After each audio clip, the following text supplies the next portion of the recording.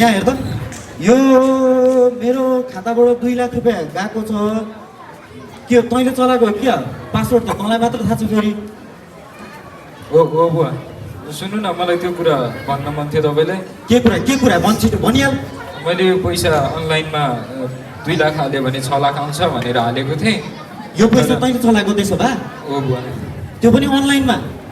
तर के बुद्धि आएको तेरो के बुद्धि आएको यत्रो पढेर के गरेको छ 2 लाख भने कम हो अनि के गर्छ छोरालाई कुटेर जवान छोरालाई मार्छस् कि के हो के भन्नु आमा तपाईँको नातिले बर्बाद गरेछ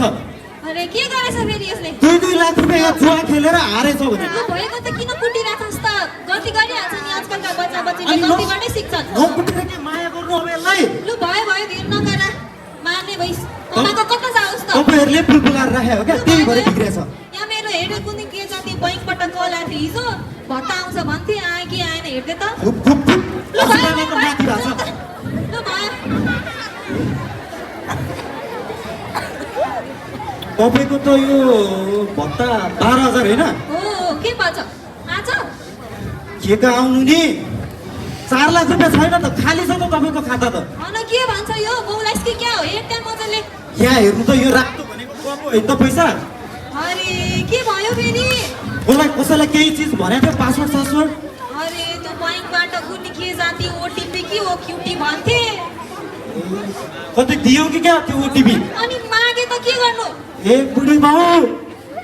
के बुझिरहेको यो के भयो फेरि ओटिपीहरू जस्तो चिजहरू त अरूलाई दिनु हुँदैन त भयो होइन अब पैसा के भन्छ यो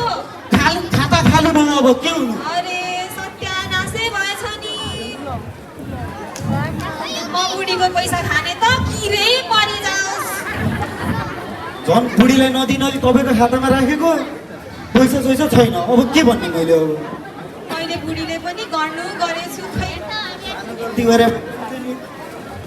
यसरी अब बसेर हुँदैन आमा यो नाति चाहिँ 2 लाख हजुरले 4 लाख 6 लाख रुपियाँको चुना लगाएको छ त मलाई आज अब के गर्ने होला पुलिसकोमा जाने त अब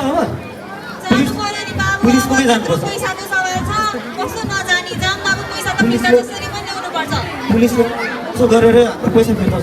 हिँडिहाल्छ उठ छिटो हातै चाहिँ नानीहाल्नु उठ बाबु के हातमा हाल्ने हो र अब फेरि भयो भयो छिटै जा यहाँ पैसा फिर्ता ल्याउने कुरा छ मार्छस् कि क्या हो ए छोरालाई तिमी चाहिँ बिस्तारै हिँड ढाड दुख्यो भन्दै थियौ गरिबमा त बुढीले के गरे बिस्तारै हिँड